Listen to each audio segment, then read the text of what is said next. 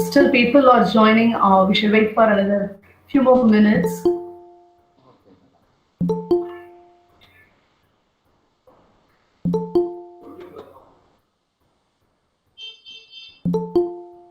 I would like to extend my sincere and warm welcome to the participants who have joined in YouTube live streaming.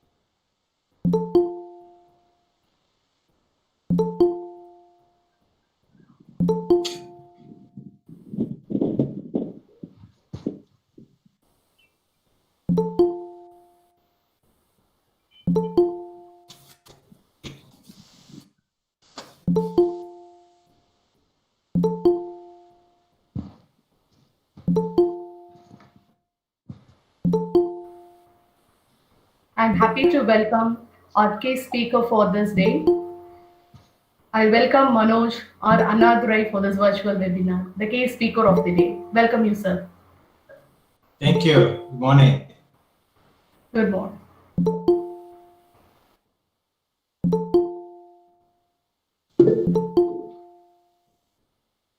So, shall I start? Yes. Yes, sir. Somebody is Manoj, can we present. wait for another few more minutes? The participants are joining now. No problem. No problem. Okay, thank you. Thank you.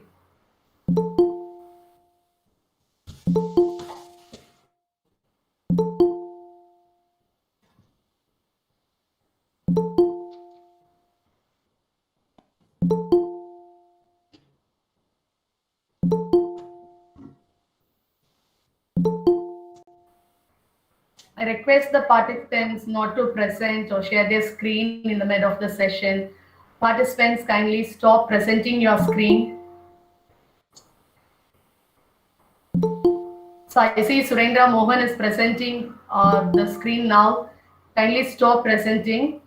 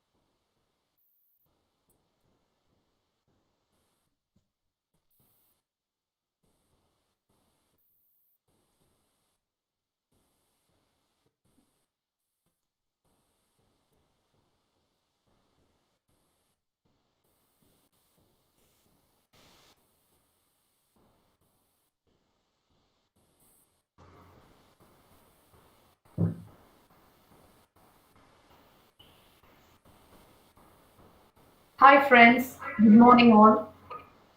It's our privilege to host you once again on this beautiful sunny day. At the outset, I would like to thank each and every one of you for your continued support guidance, and suggestions. You are the pillar of our support. It is you who make this virtual event a present reality.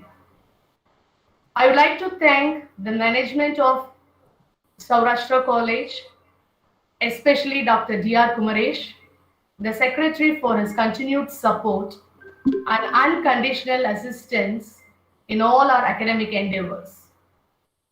I would like to deem it a privilege in welcoming Professor N. H. Saravanan, the principal in charge of our college.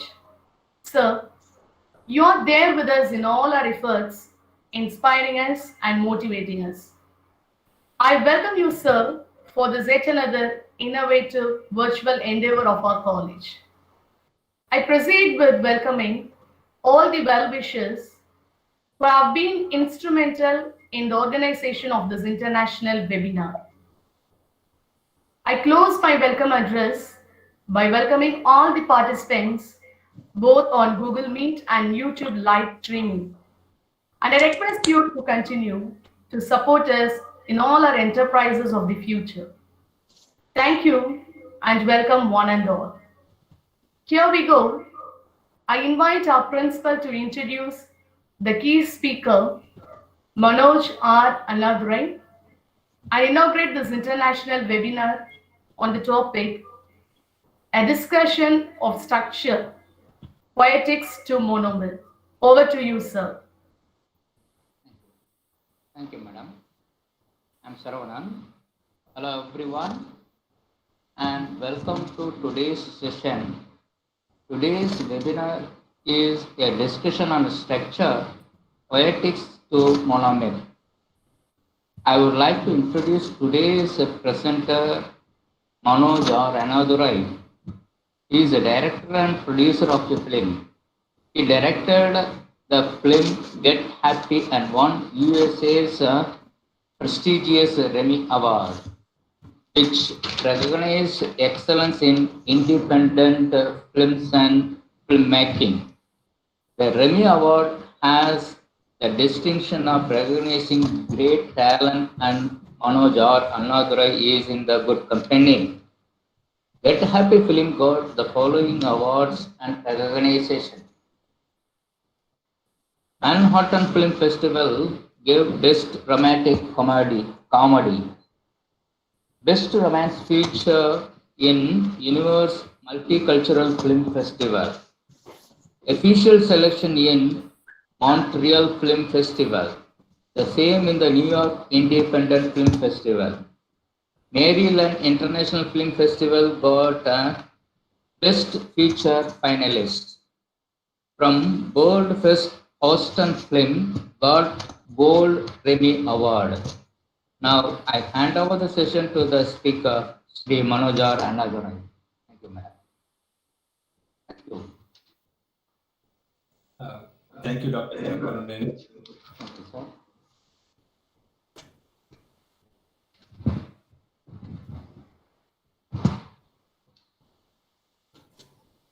Hello. Yeah, thank you, Dr. Saravanan. Thank you, sir. Thank you. I don't know if I deserve what you told about me. Thank you, though. Thank you, Dr. Kalavani. Thanks, everyone, for being here. Thanks for the opportunity. At the outset, I want to make one thing very clear. This is not going to be an academic lecture.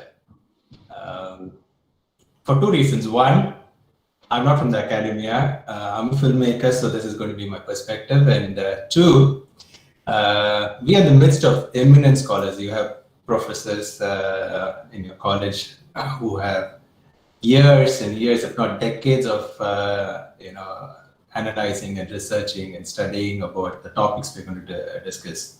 So I already have an acute sense of imposter syndrome. So this is not going to be an academic lecture, but this will be I would say, a journey, a story of a journey, not the hero's journey, about how I learned the art and craft of, or I'm learning the art and craft of screenwriting. So that makes a question. Why the title? Why talk about poetics? Why Monomyth? Why structure? Because I have stories to tell. These stories are important to me. And I want these stories to be heard everywhere. Therein lies the problem. And I say I want stories to tell, that's fine.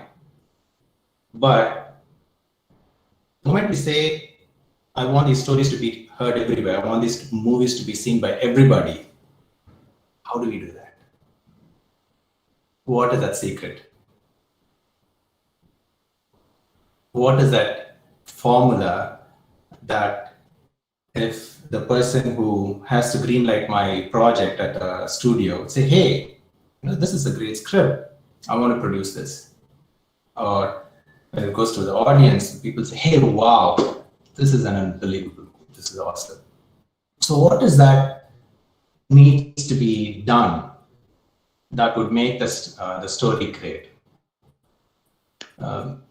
I always say to my friends that anybody can today, with the help of digital revolution, anybody can make a movie. Most of us can make good movies, but it takes only a very few. It's only a very few can make great movies. How do they do that? What is that secret? What is that formula that they have? So we were talking about two words here. One, I used a word called formula. Again, the title is structure. So the question right now in front of you is formula, structure. Are they both the same? Or are they different? Think for a moment.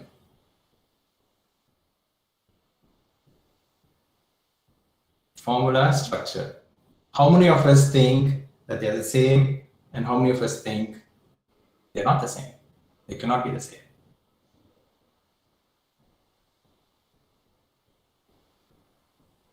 To me, formula and structure are not the same. Formula and why they are not the same? I'll tell you why. Formula is very restrictive. It's prescriptive. Formula is when it says take 2 spoons of this or a measure of that, or let's say your script should be say 120 pages, out of which 30 pages is this, and your inciting incident should be in the 18th page or the 25th page. That's formula. So what is structure?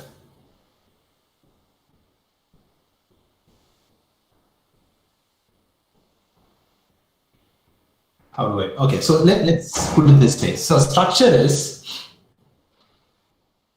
let's say this Corona-19, this COVID-19 crisis is over, and we are all celebrating. You're going with your family, you're going with your friends, you're going to, let's say you're going to a restaurant, and you're ordering biryani. And the person comes, if it's a traditional place, you'll have a banana leaf, or it's going to be a plate, and they're going to put the biryani in there. The smell is good, the aroma is good, it tastes well, it's delicious, you relish it. So you eat it, and you come back home. And after coming back home, you talk about so many things, and at one point you talk about the biryani. When you talk about the biryani, you are saying, hey, you know what? The lamb was awesome, or it was spicy, or the rice. You'll be talking about so many things. But what is that one thing that we'll never talk about?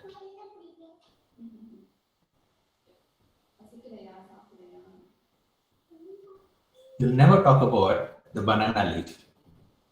You'll never talk about the plate, unless of course the banana leaf was shriveled, or it was torn, or the plate was bad. So the reason why we want to be storytellers, the why we want to be filmmakers, is because of the biryani. We want to tell this great story, and then we put the great characters, and the dialogues are awesome, and the plot is wonderful. So when you put everything together, the thing that holds it is a structure. There's nothing prescriptive about it. It is just a form that holds it. So to me, that's the difference between formula and structure. So when we talk about structure and we talk about screenwriting, almost everything will have one structure or the other in one form or the other. Then automatically, for a person like me, I want to say, okay, I want to learn about structure. Who do I go to? Obviously, you'll be going to the best ever, the gurus, the experts, those amazing people who have done so much of work. So we go to we go to Aristotle, we go to Campbell, we go to Max Muller.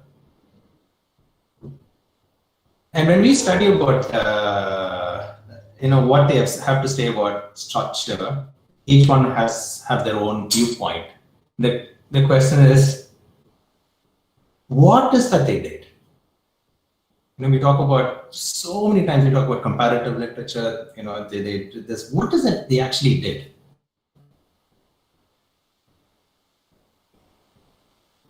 Let's do a thought experiment here. Let's say you want to analyze all the tea shop.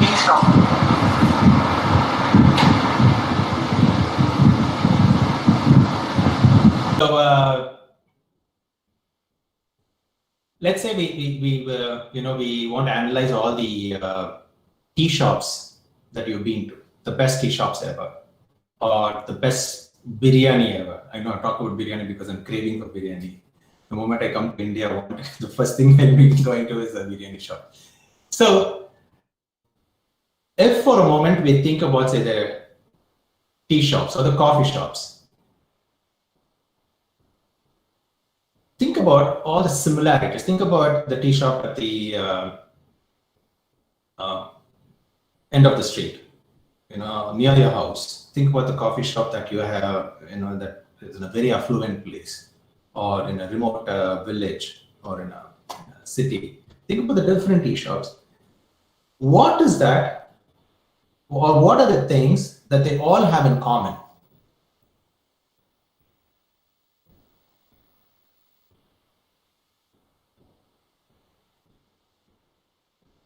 If I don't know if you can, one of you or two of you can unmute. I want this experience to be a two-way, not a one-way flow. So if we can have one or two persons pitching in, if one or two can actually unmute and say, if I think about tea shops, if you think about biryani, these are the things that are common. Any volunteers?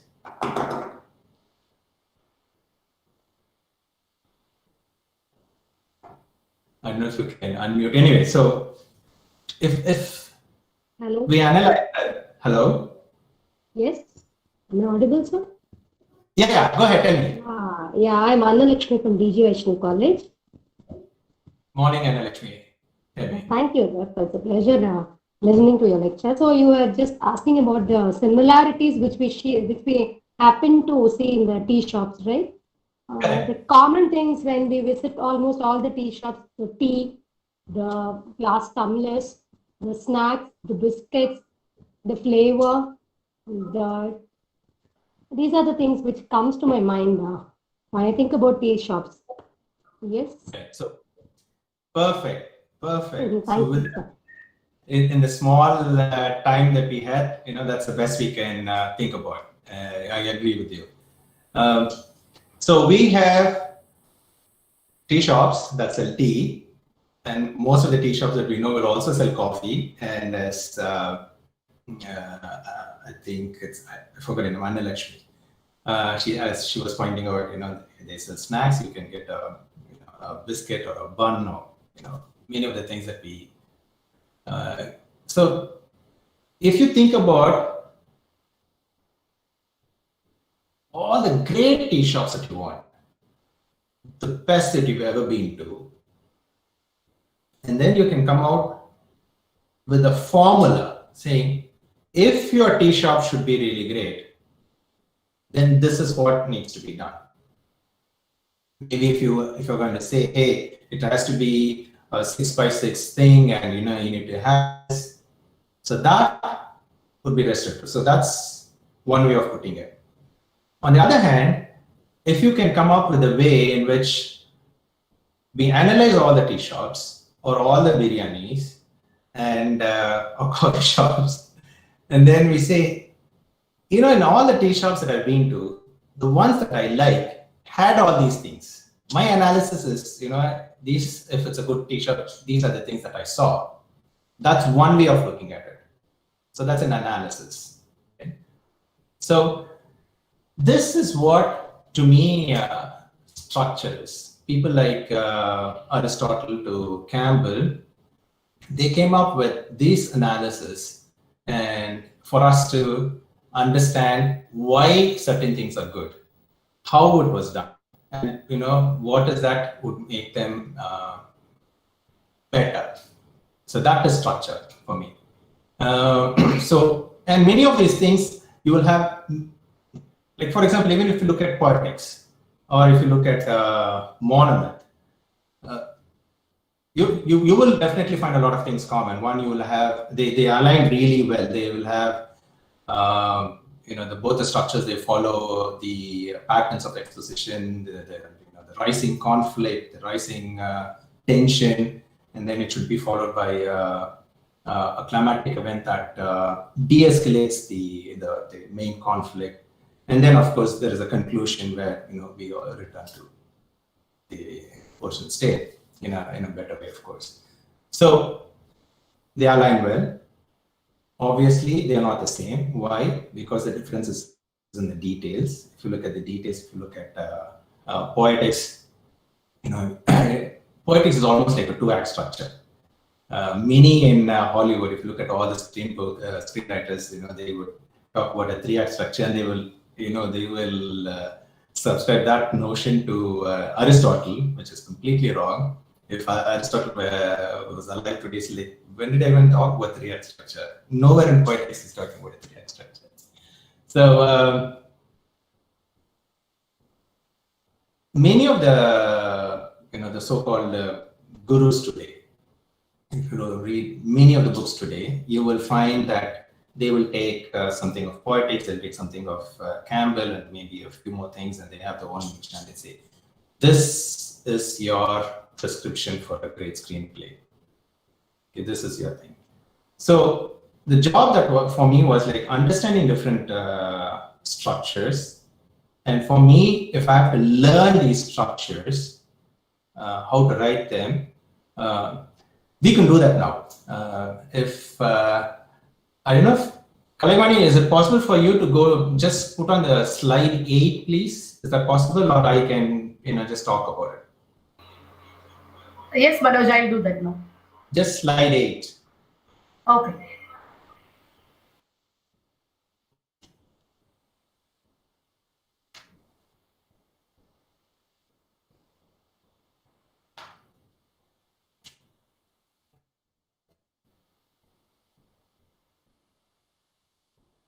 Can everybody see the slide?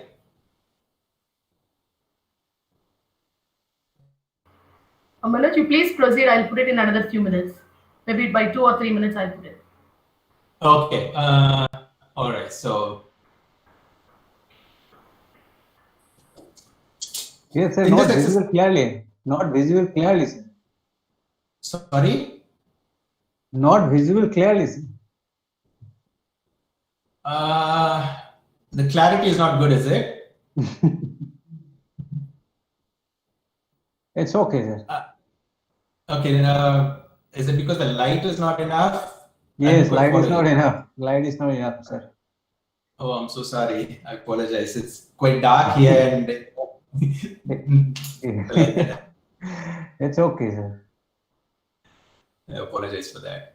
Okay, so while the slide is being put up, if I can request each one of you to take a piece of paper, draw two columns, column A, column B, and then in column A, write as many adjectives like bored or cheerful or arrogant or angry or bald or whatever that you want, right? Some 5, 10, 15, whatever that you want.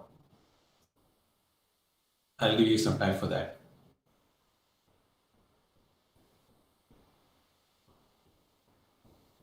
This is a very interesting exercise, and if you can spend some time on this, I think it will be worth your time.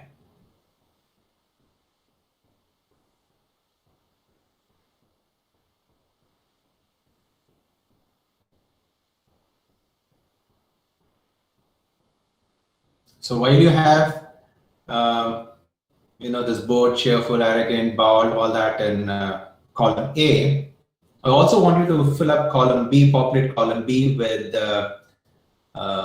work like driver, doctor, engineer, housewife, whatever that comes to your thing. Dentist, cleaner. Just populate column B with as many as possible.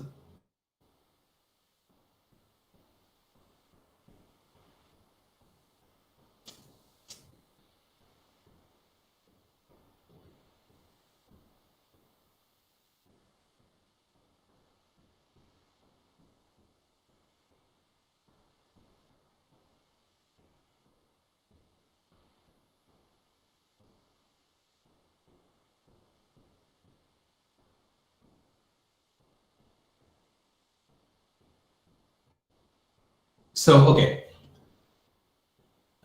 Just reiterating. So you have column A, column B. Column A has adjectives like bored, cheerful, arrogant, angry, bored, whatever that you want. Ugly, beautiful, bad, good, anything that you want.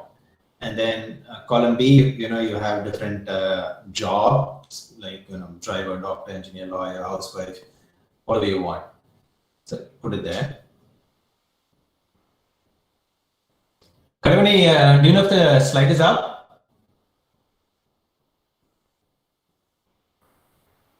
Yes, Manoj, actually I have uploaded the slides. Just the slide 8, please. Slide 9. Slide 9. Slide 9. Okay, okay. Yeah, can you see that table A, B, bored, cheerful, arrogant?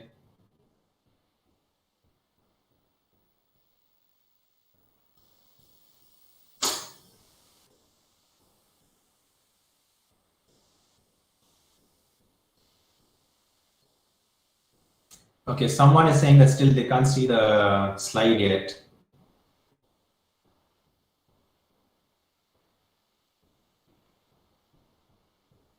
Okay. Presently, we can't see your slides, sir. Sorry? We can't see the slides. Okay, so yeah, Kala is helping us with that. Kala, is the slide up?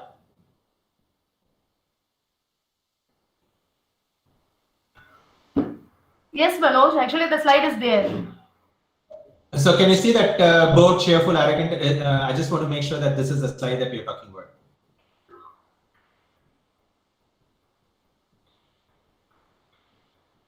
Because I have people saying that the slide is not on the screen.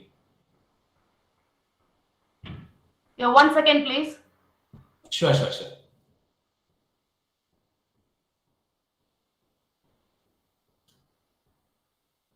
Yeah, give them a minute. We will have the slide on the screen soon. Just give us a minute, please.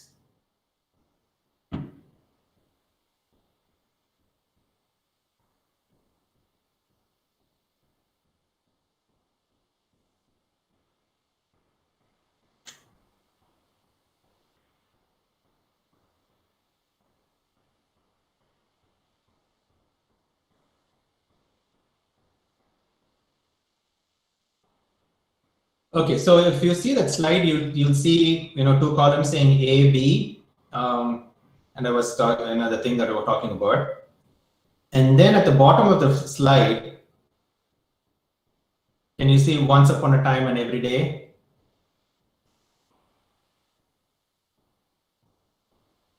Okay. This is the game that you're going to play, so to say, the exercise that needs to be done. So you're going to take some random word from adjective from column A, match it with something random with the column B. Then you'll have A plus B. So you'll have, say, board engineer or a bald driver or whatever. Okay. Have some 2-3 characters.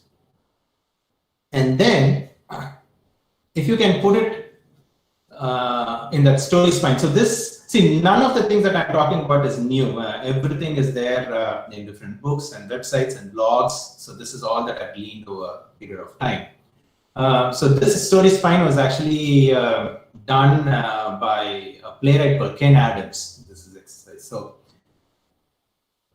all we need to do now is take a random word from, say, arrogant driver or board engineer or whatever. Make some 2-3 characters like that, and then let's say we go to once upon a time. Once upon a time, there was this person, okay, and every day. So what is that weird here?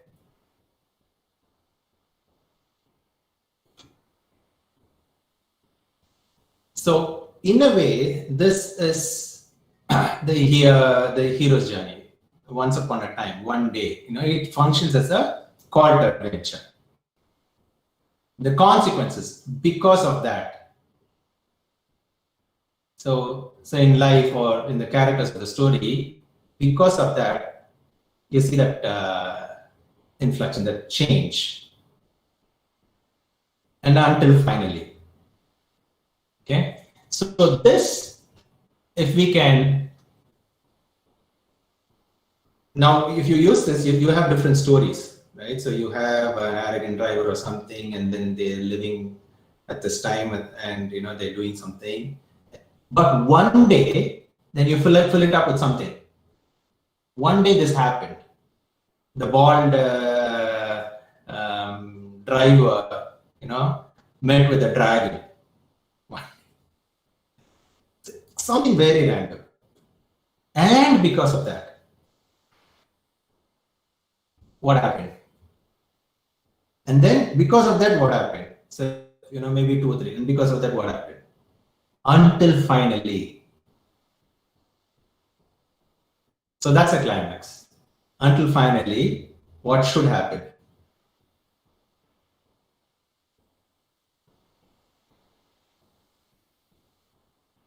And then the resolution, we say, and ever since then, this happened. So if you take these characters, and I would request you to take 2-3 different characters, put them in this whatever story that you're writing. Some are saying there's no audio. Can everybody hear me? Yes, sir, we can hear you. All right, thanks. Yes, sir. So if you can take the story that you wrote now, or I can give you some more time, just write and complete that story, because that's important. Now we are going to do a different exercise. Okay, so you have the story. How about so this is one structure. How about we put this in a different structure? Let's say, okay, let's put it in a Rashomon structure. I don't know how many of you have seen this movie called Rashomon by Akira Kurosawa. It's the same story, but different perspectives from these characters. So you have different characters telling the same story in their perspective.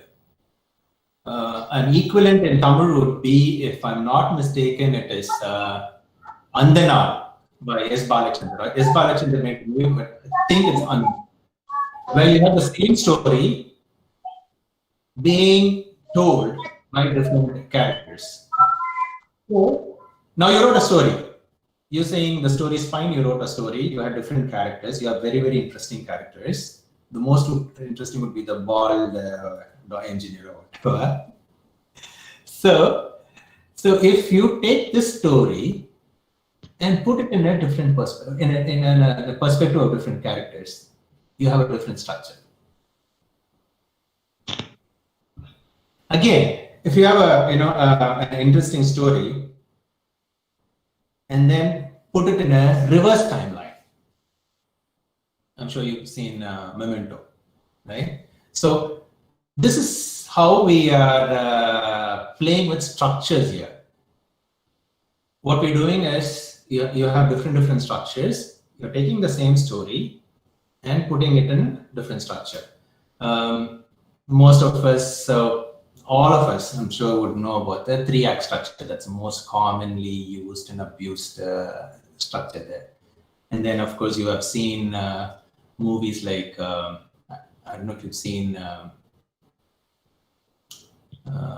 Nick of Time or High Noon, which uses real-time structure. The movie is happening in real time.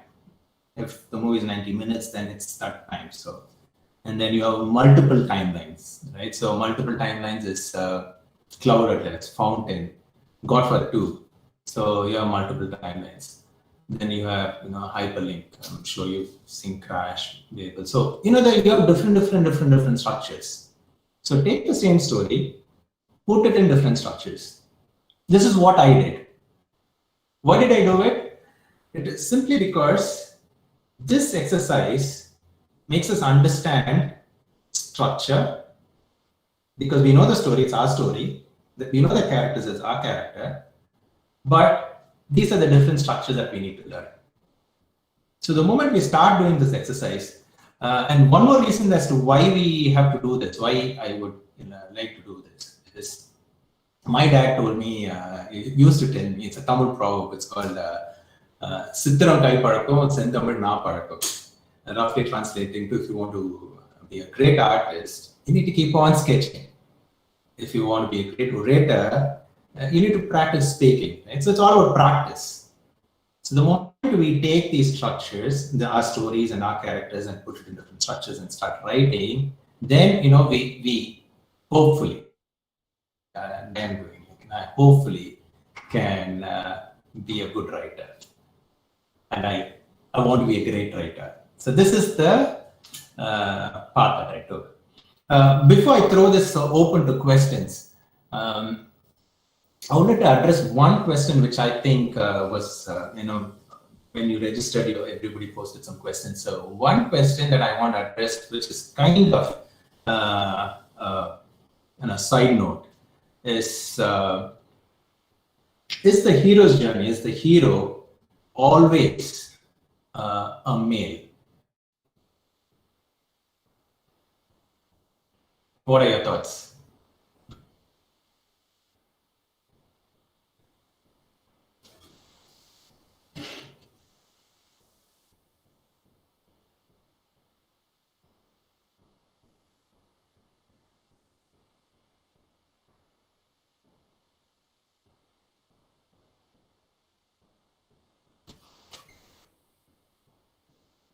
Anybody?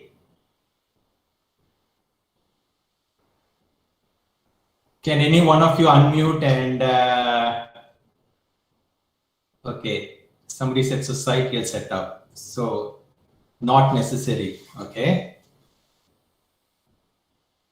Joseph Campbell himself, he says, it can be god or goddesses, it can be male or female. So he doesn't agree that the hero needs to be a male, but there is a common criticism that the hero's journey is all mostly male, and that's for a few reasons. One, predominantly, is because most of the things that he analyzed, most of the stories that he analyzed, like for example, the Greek epics, the Greek tragedies, they were written by men for male audiences.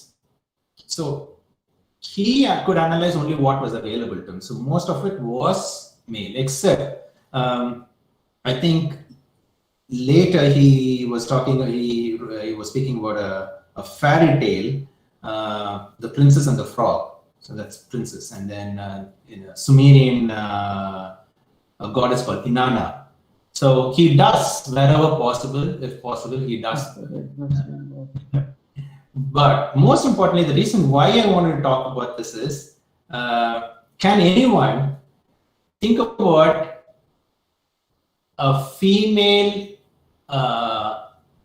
centered epic in Tamil? In Indian literature? Manimeghalai. Brilliant. Brilliant. Silappadigaram. Yes. Yes. So, Silappadigaram, Kannagi is the thing, you know, even today you only have temples for Kannagi. You don't have a temple for Kovalin. Kannagi. And if you look at, there's a brilliant article by a professor, Dr. If I'm not mistaken, it's Dinesh Ramu. He was in Turkey when he wrote this article, and I would, if you are interested about this, it's a brilliant and sensitive article. I would strongly suggest that you read the article. It's called "The Heroine with 1,000 Faces." So it's a good one. So that kind of brings it into what I want to say, and I'm open for questions.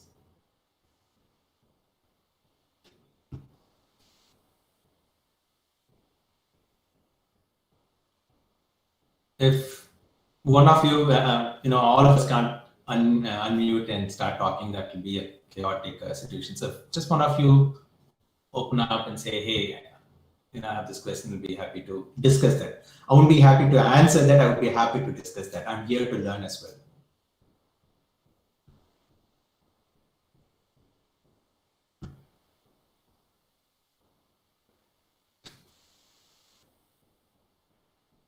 Nobody has any questions? So I can go have my dinner now in peace.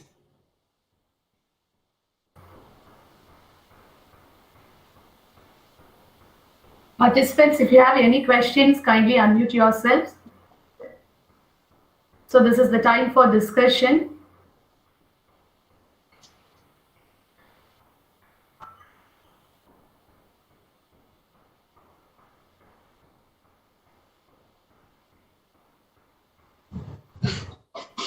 Sir, hello. Good morning, sir.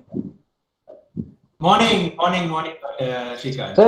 Sir, kindly define poetics to monomyth, sir. I'm not getting the title of it, so kindly you just give me the brief of it. Okay, so okay, let's start with one thing. Let's start what. So sweet of you, sir. So sweet of you.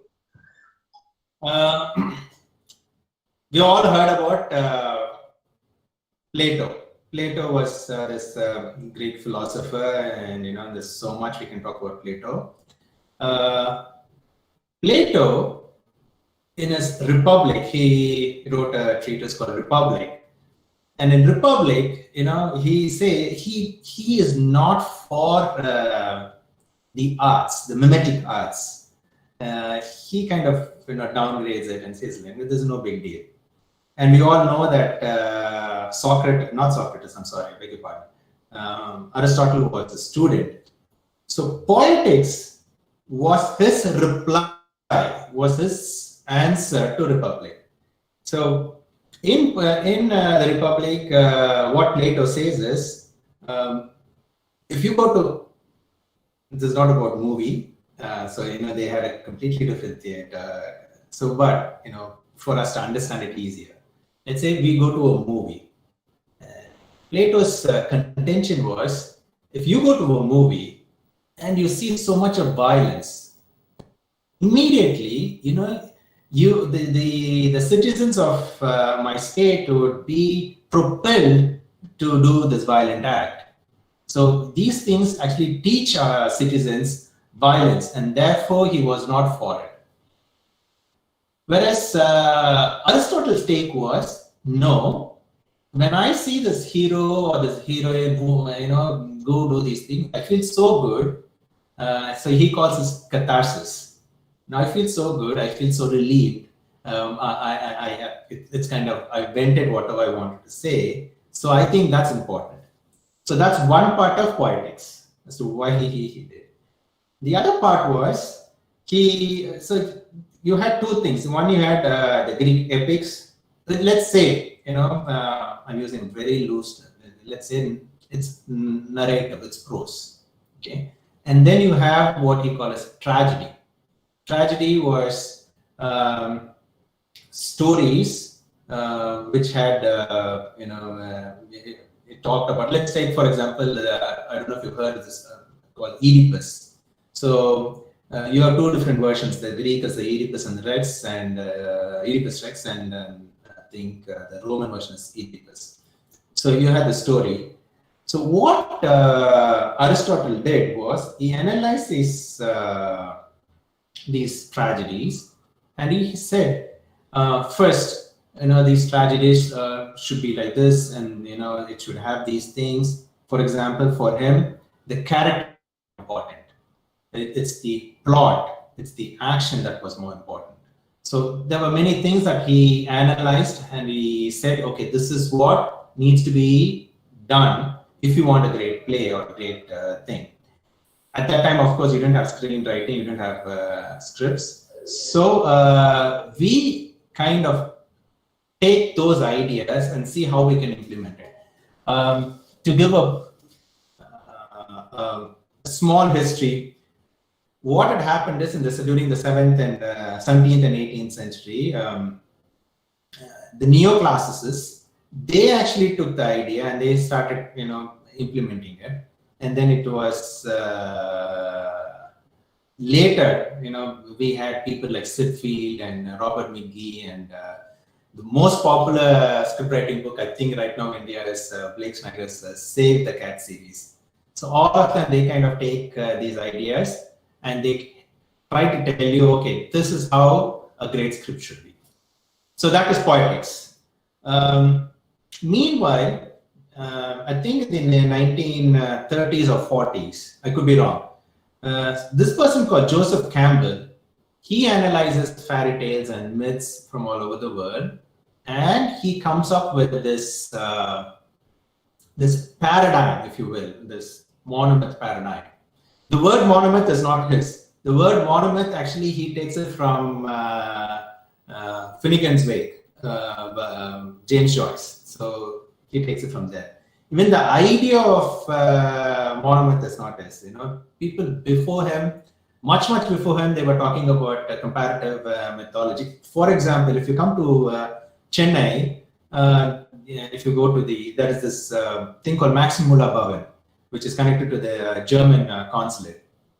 Now, Max Muller, that's named after a person called Max Muller, who I think in the mid 19th century or late 19th century, he analyzed this. He was the first one to translate the Rig Veda into English. I don't know if it's the Rig Veda into German or Rig Veda into English, I don't know, but he translated Rig Veda. But the problem with him was he had two issues. For him, these fairy tales, myths didn't have any meaning, so he was against that. And then he was this almost fanatical Christian.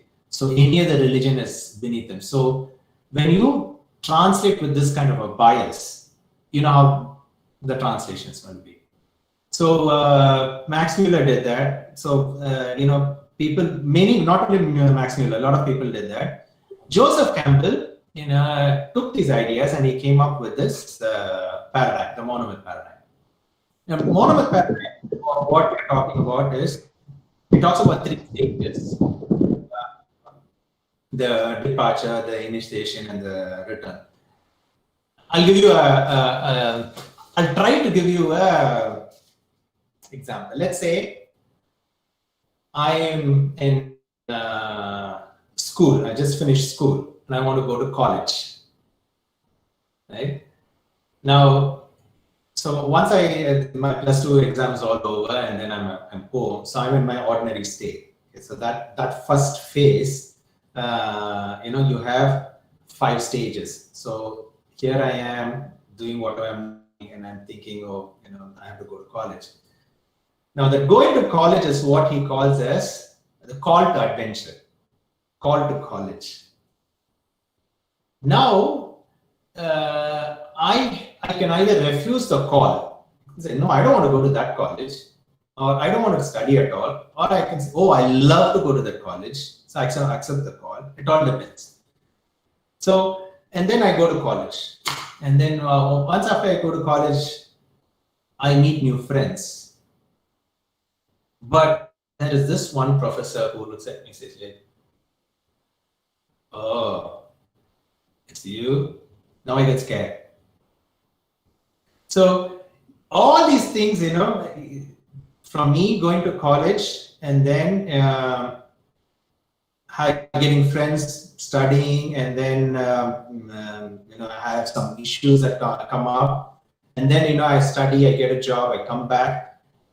You have these different phases. Similarly, in different epics, in different mythology, there are these phases. So what he did was, in Monomyth, he divided these phases into 3 phases, and then he said in some of these phases, okay, there's a call to adventure, and then there's a refusal to call, then there's a person who, like a mentor, he comes, they help, you get the boon.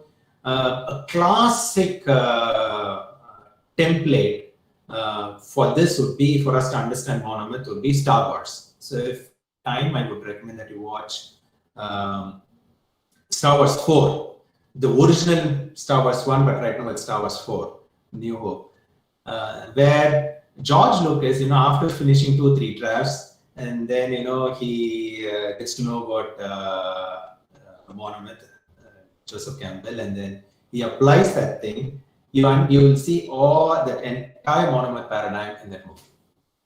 I don't know if I answered your question though. Manoj, there are a few questions in the chat box. Let me read one by one so that you can answer the questions, right? Okay, so the first question by Annie Pramila. How to bring reverse story? How to bring reverse story is a question. Okay, if I am reading the question right, I think are you talking about something like a reverse timeline, something like Memento? Is that what she was referring to?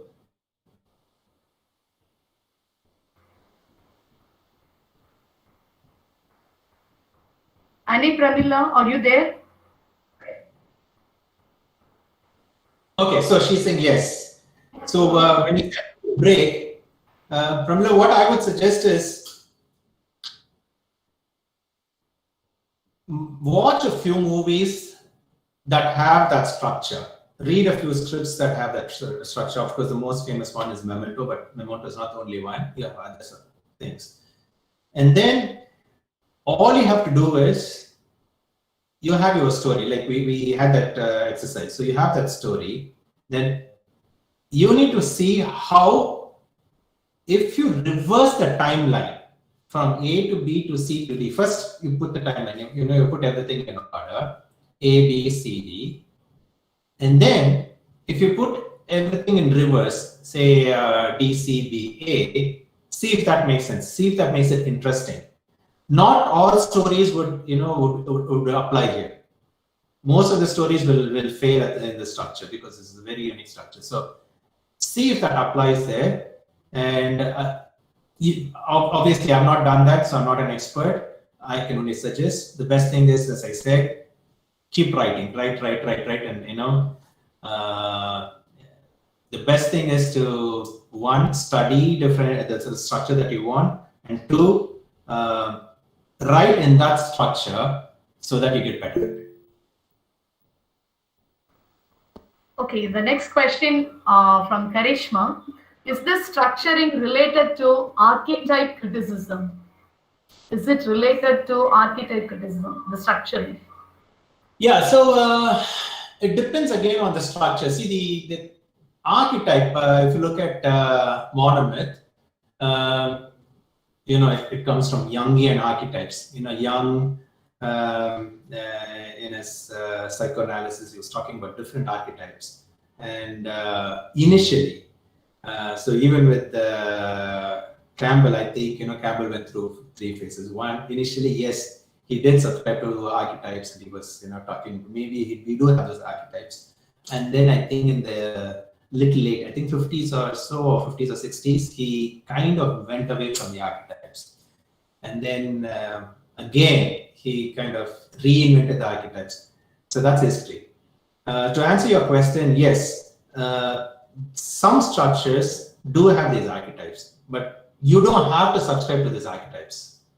The main thing is understand what, and then see if it fits into the structure that you want. And then again, as I told Pramila, keep writing more about it.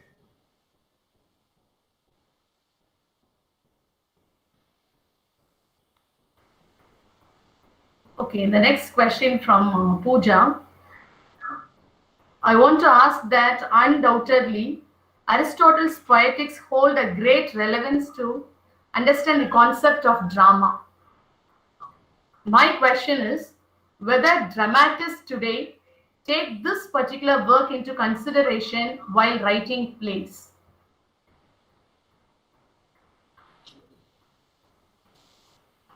I do not know how to answer that question because I'll kind of take that in a different perspective.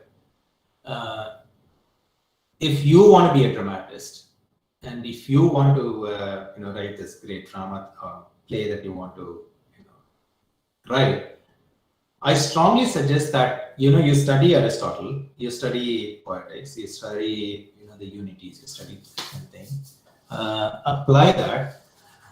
Many of the things, if you take it literally, if you take many of the things that we study about, it is not possible because one, when we study Poetics, it's actually a translation of though it's Greek, it's some of the words that he used. There is a huge debate even among scholars as to what it really means. Even the simple things that we're talking about, like catharsis, is this what Aristotle meant? The application of catharsis here, especially if you read the books about writing that came in the last 10 years or so, maybe you can get in touch with me and I can send you links to those books.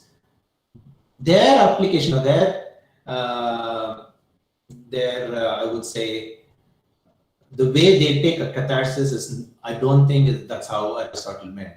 So many of the things that in drama today, I don't think it's a direct, it cannot be a direct implementation of Aristotle's ideas. But as a person who's beginning, I think it's best that you learn what it is, start applying it, and then move on to other structures.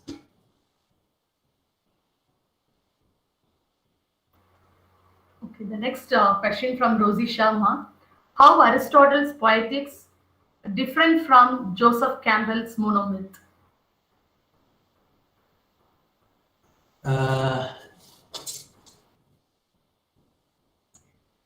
Okay, so you have a lot of similarities, which we say, and the difference is largely in the details. Poetics, you talked about a conflict and then a resolution. Okay, so that's one point where the conflict stops and then there's a resolution. In Monomyth, we talk about these 3 phases and then the 17 stages. So you do find a lot of similarities broadly, but when you go to the details, when you look at the specifics, they obviously are different for many reasons. One, he was very specific about Greek tragedy. So he talks about, say for example, among the 6 things that he's talking about, one is about music. For him, the character was not even important. It was the plot. So many of those things may not even apply. So my short answer, my take, my understanding of that is broadly, yes, they align well. But if you look at the specifics, the way they go about it, largely because of the time frame, they both lived some 2,000 years apart.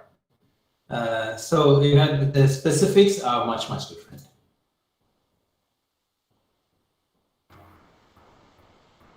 Question from Marion Felicia.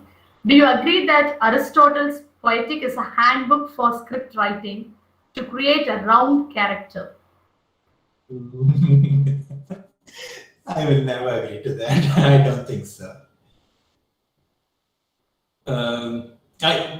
This is a very good question. And this question alone, many of the questions that we're discussing alone will take. These are all PhD level questions. But yeah, short answer, no. I don't think so. So we have some participants in YouTube live streaming also. There are some 110 participants. And one of the participants posted a question, how monomyth plays its role in contemporary literature. How monomyth plays its role in contemporary literature.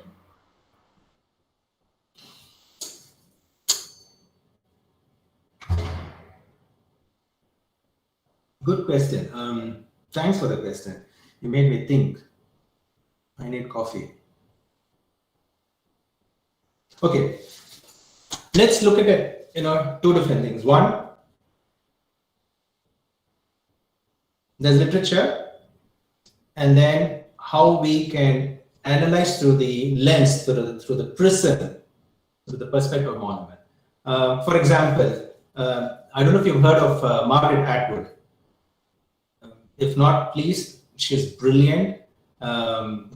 Or Charlotte Bronte. So these people, you can their literature, for example, Handmaid's Tale. It's a series, it's a book. You can read that. An equivalent of that series is in Netflix. It's called Layla. Now, if you can see these literature written by this, or even how many of you see in Hunger Games, Katniss Everdeen? Right? So you can study these things through the lens of Monomyth. That's one. The other way of doing it is I take Monomyth as the paradigm, as a say structure, and then I apply my idea, my stories, which is what we did in that exercise some time back, on the structure. Right? So it's either this or that. Okay. Next question from one of the YouTube participants. Why are movies adapted from books very often criticized as inadequate or watered down version of the original? I love that question. I love that question. Okay.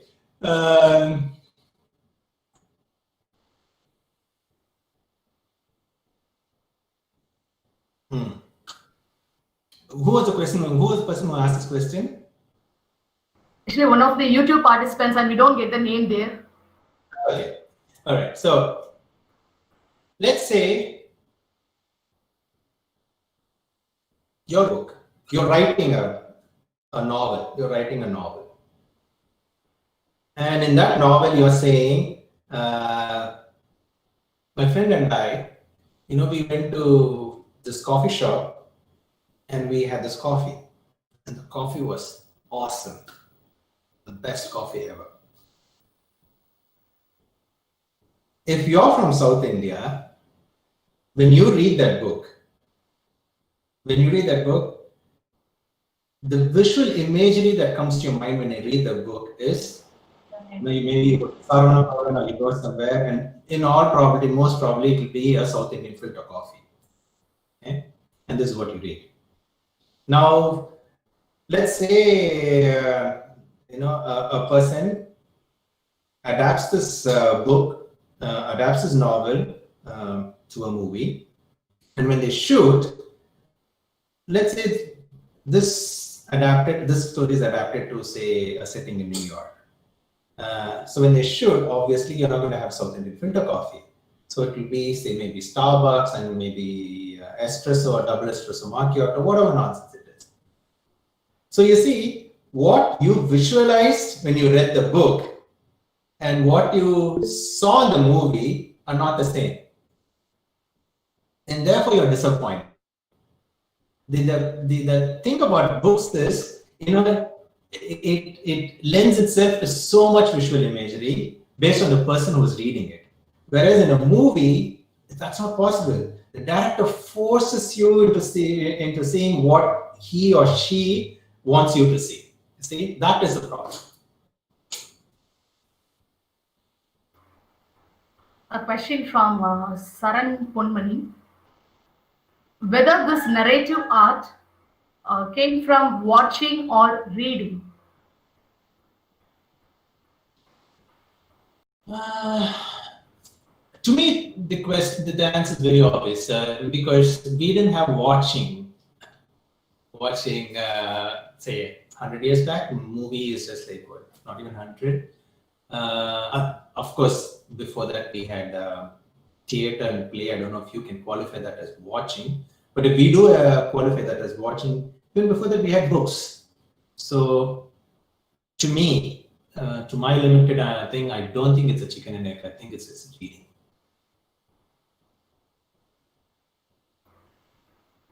So one question from Biswat Mahapatra. How do you find the difference between Satyajit Ray's film and Kurosawa's film? The difference. I don't know how to answer that question. To me, Appu and say Seven Samurai, I really don't know how I can connect them. They both are completely, the way I look at it is, the way they tell stories, many of the things, the framing, the narration, everything to me is different.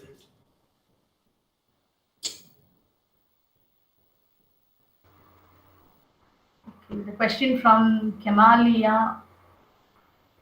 Sir, can we place the superhero series of movies in the structure of a monomyth? Oh yes. Okay, Of so it is course. followed by another question also. Are they taking us back to the world of myths and magic in modern world?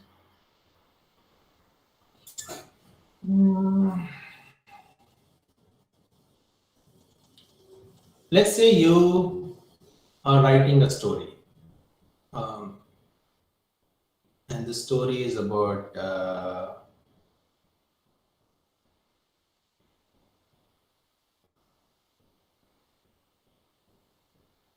something that you want to say but that cannot be told. Let's say you want to talk about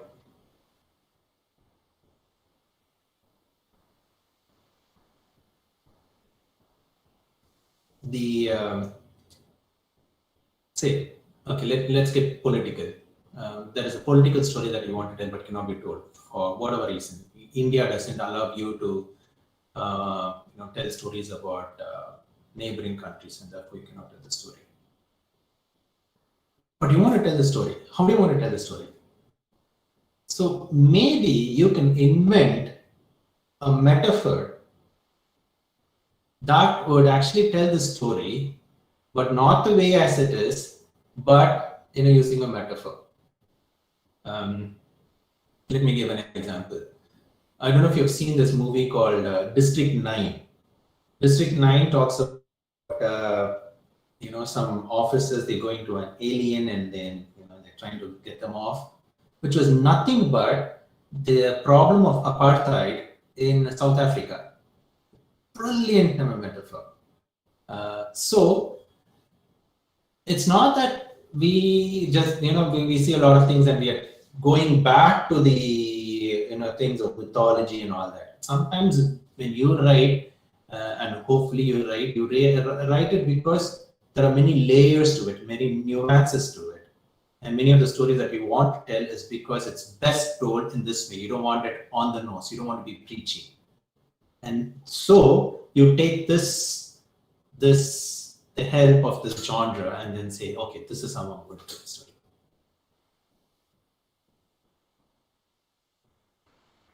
Okay, question from Vistam Brahma.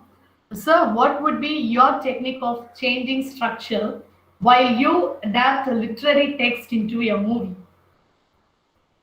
You are asking an LKG student to talk about trigonometry.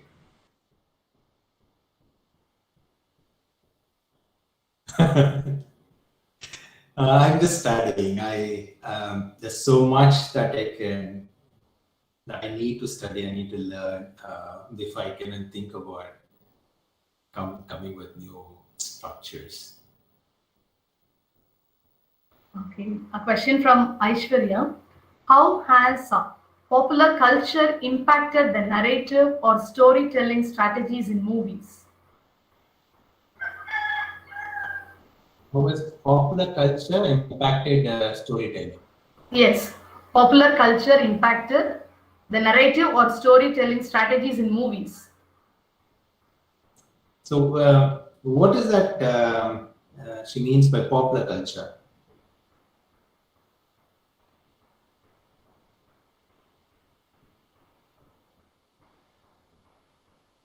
Aishwarya, are you there?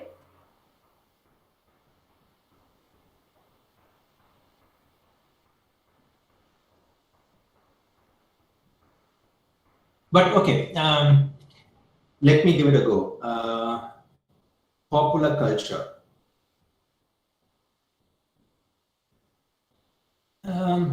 Okay, let's say in popular culture, we're talking about video games. That's something that's popular today. And I'm sure you would have seen a lot of video games itself is being taken as movies.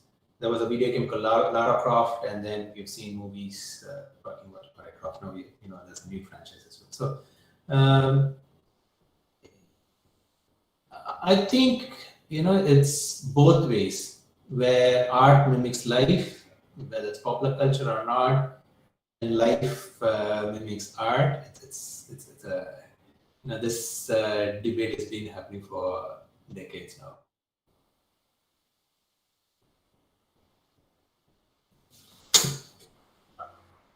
Manoj, if you don't mind, shall we have one more question? Of course, yeah. How similar or how different is Joseph Campbell's concept of monomyth from Vladimir Prop's analysis of structure of myths? Actually, the question from Ali Arasi. I have no idea what you're talking about. I'm going to note it down. I'm going to study about it. I don't know. I don't have an answer for that. I haven't studied that book. Could you please differentiate Carl Jung idea of monomyth and Aristotle idea of monomyth in a single sentence? So I do not have an idea of monomyth. Okay, so let's say Aristotle's dramatic arc and monomyth. Differentiate. There are so many papers and research articles about this, so I don't know if I can do it in a single sentence. There's so much. There's so many differences. Again, like we discussed before, the time that he wrote, the reason he wrote, what he addressed are different. Joseph Campbell's philosophies were different. We talk about archetypes, and then it's talking about they align well. They align well. They align really well because they have this, right?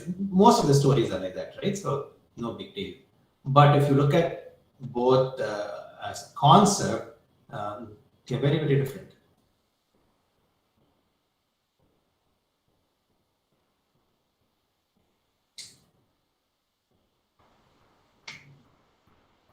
Participants, do you have any questions? So there is one question from Chandrima Sen. Sir, how long does it generally take to create a story?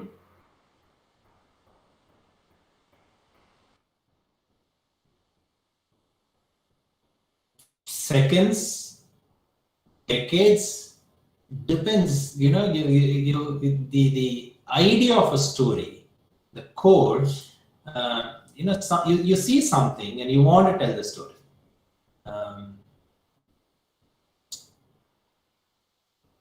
Let me take some time mull over it, and because it's a beautiful question.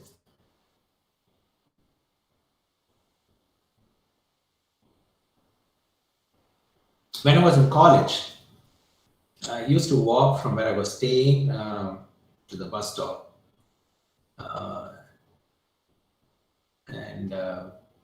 so I used to see homeless two persons, a mother and a daughter, homeless. They were out, and from what we saw, my friends and I used to take the same path.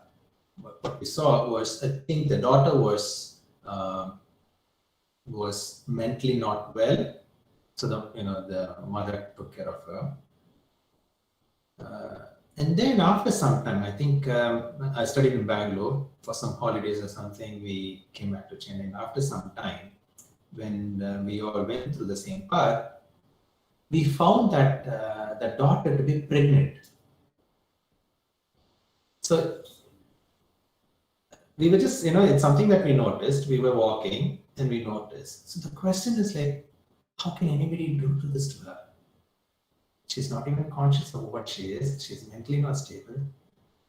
So see, now that is a core. I mean, it affected me so much that even after 30, 35 years, I'm still affected by that thing. And there are many such events. So one, at the core, you have an event. Right now, you don't know anything about the story. You don't know who the father is, why, what, where. Now that is your job. So for you to develop that story, how serious are you? Are you going to sit the next 6 weeks or 6 days or 6 months or 6 years in developing the story in a way that you like, in a way that you're proud of?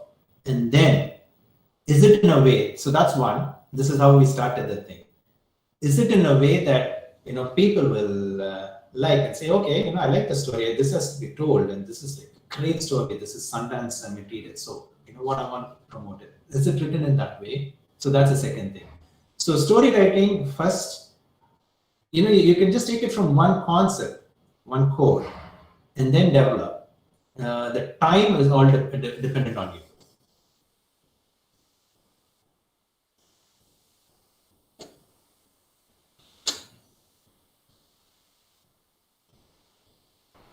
So Abhinaya Ilangovan has a question. Is structure is mandatory for every plot? If so, kindly explain whether a writer should concentrate on structure or plot. Maybe I think we can have this as the last question, Manoj. We don't want you to trouble. No, I enjoy these questions because one, it makes me think, and there are a couple of questions I didn't know the answer to, which I have to learn. So this is good.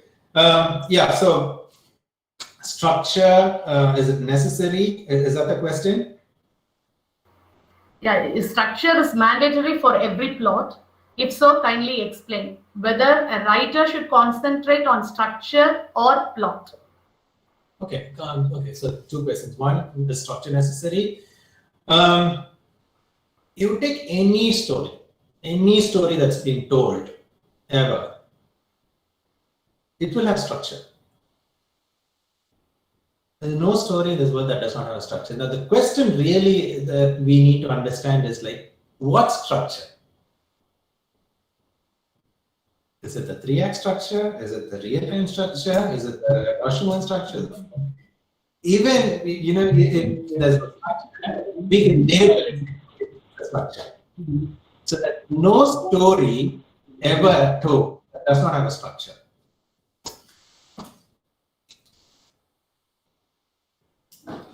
What was the second question? The second question is whether a writer should concentrate on structure or plot. So when you're writing the story, so first you understand different structures and all that, so that's fine, and you have different structures, you have the knowledge of all that. But when you're writing a story, there's no reason why you need to talk about structure. I will not. Initially, if you're just beginning to write, put it in a formula. Let's say, for example, you're coming to me and you're asking me, hey, how do I write a script? Initially, we did this exercise a few minutes back, which is why I said that exercise is important. Is you come up with a story and then you apply certain formulas. Like, what is the formula? Let's say the story, if it's in a script form, it should be, say, 120 pages or 90 pages. Let's say it's 90 pages. And then Act A, if it's 120 pages, Act A should be only 30 pages. Act B should be twice of Act A, so it will be 60. And then Act B will be another 30. Now, in the first 30 pages, you will have these things. You introduce the hero, you introduce the problem, you introduce the villain, and then there'll be an inciting incident. All that happens. So, if you look at the 3-act structure, you're not talking about the story, you're not talking about the plot, you're not talking about the character. It is just a structure. It's like a banana leaf. That's all there is to it. You understand that. And then all you have to talk about is, for that biryani, what are they going to put? Is it lamb or chicken or what spices? That's what you need to think about. The moment you understand what structure is and how you want to write it, or like if you're looking at, say, Rashomon structure we spoke about, the same story being told by different perspectives, different people, different characters. So that's all. After that, you don't have to think about it at all. You just have to write the story in the way you want to tell it.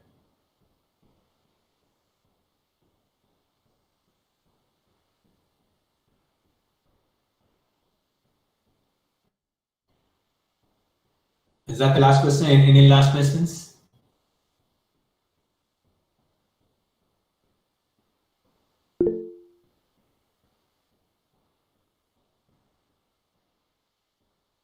Kala, I couldn't hear you. I don't know if you muted. I think you muted. Okay, there is one question. Okay.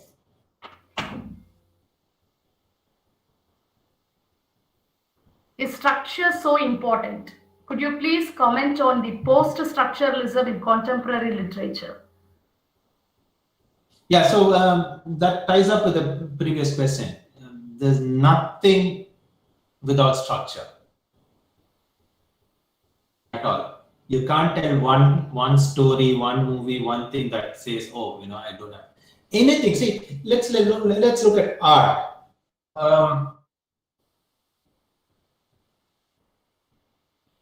Okay, so you had this great artist like, say, Caravaggio. Then you had the High Renaissance, like Raphael. And then you had this movement, Van Gogh came with something, and then Picasso came with something. And then, you had different arts, like, each one, will have a label from, say, pointillism to Dadaism to whatever you want to call it as.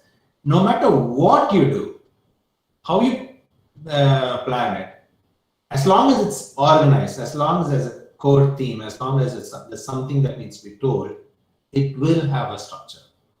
There's no escaping it. It's like gravity, you can't escape it. Thank you so much, Manoj. We are receiving very good feedback from the participants as you have. They say that it is an enlightening session. You have given them a very good discourse and you have clarified almost all their doubts here. So thank you so much. I should thank you. Thanks for your time. Thanks for the opportunity. The questions were really, really good. So thank you so much. Enjoy your Monday. Have one biryani for me. Sure. Okay, so this is going to be the formal, the end of the meeting. So with a vote of thanks. So as the convener of the event, on behalf of Sourashtra College, I take this an opportunity to propose a vote of thanks to those who have directly and indirectly supported me to conduct this uh, virtual international webinar. At the outset, I thank our resource person, Manoj R. Annadurai, an independent filmmaker and director, the prestigious Remy Award winner, for consenting readily to our request and setting aside his quality time to provide us with quality inputs on structure in Poetics to Monomyth. Thank you, Manoj. And once again, I need to thank you for sitting late at night for us and giving all your valuable informations and inputs to the participants here. Thank you so much. I'm very much I'm very much thankful to our Honorable Secretary for his motivation. I would like to thank our principal for his enthusiastic support and my heartfelt thanks to all the participants. Thank you one and all. And participants for your attention. So this our venture is going to continue. So our next venture is on the topic of home and homeland in South Asian diasporic literature. And it's going to be a national webinar. So we are privileged to have a poet, writer, and he has authored many books on diaspora. And he was the retired professor of University of Burdwan, West Bengal. Dr. Himadri Lagiri, he is going to be the key speaker. So take this as my informal invite, and you will be receiving your formal invitation and the registration link in your mail. So thank you one and all. Thank you for your support. Manoj, thank you once again. Thank you. Have a great Sunday. Thank you. Thank you.